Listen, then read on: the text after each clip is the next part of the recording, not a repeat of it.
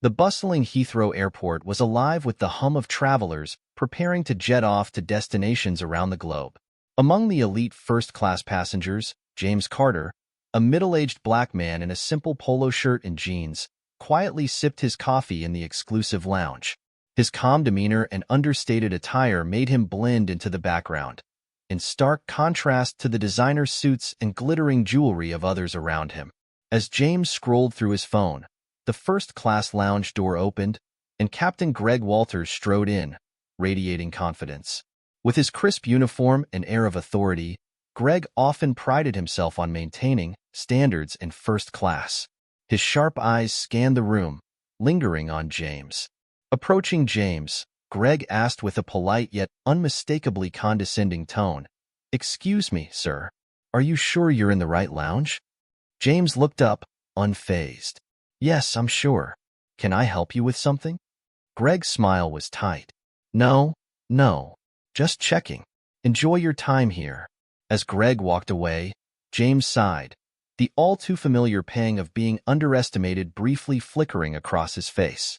But he let it go, focusing instead on the flight ahead. Boarding began, and James made his way to the first-class gate. The attendant scanned his ticket and smiled warmly. As James walked down the jet bridge, he noticed Captain Greg Walters chatting with a crew member. Greg's eyes narrowed when he saw James again, this time taking his seat in the first-class cabin. Greg leaned over to the flight attendant beside him. "Did you notice the guy in 2A?" he muttered. "Doesn't really fit the profile, does he?" The attendant hesitated before replying, "Well, he has a first-class ticket, Captain. That's all that matters." Greg smirked. "Sure, but let's see how this goes." As the flight took off, Greg's passive-aggressive behavior began. When James requested a glass of water, it took twice as long as it should have. When meals were served, James's request for a vegetarian option was met with a dismissive, "We'll see what's left," despite the fact that first-class passengers always had their meals reserved. It wasn't just the actions, it was the tone. The subtle smirks, the unnecessary comments, and the dismissive glances, they all painted a clear picture. James remained composed, but inside, he was taking mental notes. Mid-flight, Greg made his way through the cabin, engaging warmly with other first-class passengers. When he reached James, his tone shifted. "Is everything okay, sir? Enjoying the flight?" "It's fine, thank you," James replied evenly. "Good to hear," Greg said, his smile not reaching his eyes. "First class isn't for everyone, but you seem to be managing well." James raised an eyebrow but said nothing. He didn't need to. The moment spoke for itself. As the flight neared its destination, an unexpected announcement crackled over the intercom. The flight attendant's voice, slightly shaky, filled the cabin. "Ladies and gentlemen, we'd like to inform you that the owner of our airline is on board today. We'll be landing shortly, and he's requested to meet the crew and passengers." The first-class cabin buzzed with excitement. Greg's chest puffed with pride as he turned to a crew member. "The owner's on board? Why wasn't I informed?" "No matter. I'll make sure to personally welcome him." When the plane landed and passengers began disembarking, James remained seated, watching the flurry of activity. Greg, looking sharp and confident, prepared to greet the mysterious owner. As James rose from his seat, Greg's expression shifted from smugness to confusion. "Are you?" Greg stammered. James extended his hand. "James Carter, founder and CEO of the airline." "Nice to meet you, Captain Walters." Greg's face turned pale. I had no idea. I mean, you should have said something earlier." James's voice was calm but firm. "Why would I need to? My position shouldn't matter.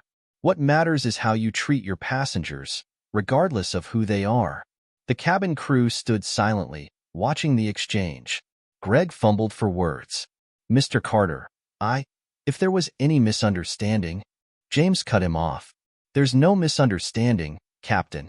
Your behavior today was unprofessional and disrespectful. And it's not just about me.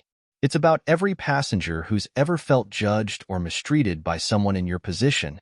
Back at the terminal, James called a meeting with the crew and senior staff. "Today's experience highlighted an issue we need to address," he began. "Respect and professionalism are not optional. They are the foundation of this airline's values. Turning to Greg, he continued, "Captain Walters, your actions today were unacceptable. Effective immediately, you are suspended pending a review of your conduct." Greg opened his mouth to protest but thought better of it. He nodded curtly and left the room. James's tone softened as he addressed the rest of the team. "To those who embody the values of respect and professionalism, like our flight attendant Emma here, I want to thank you. It's people like you who make this airline great. And to ensure these values are upheld, I'll be personally overseeing new training programs for all staff." Weeks later, the airline launched its new initiative, Flying with Respect. Posters adorned airport terminals, featuring diverse faces and the slogan, "Every passenger deserves first-class treatment." In an interview, James reflected on the experience. "It's not about the seat you're in or the clothes you wear. It's about dignity and respect for every individual. That's what we stand for." The story of James's flight went viral, inspiring countless people to share their own experiences of discrimination and hope for change. As for Captain Greg, he eventually resigned, replaced by someone who shared the airline's new vision. What would you have done in James's place? Share your thoughts in the comments below, and don't forget to subscribe for more stories that inspire and empower.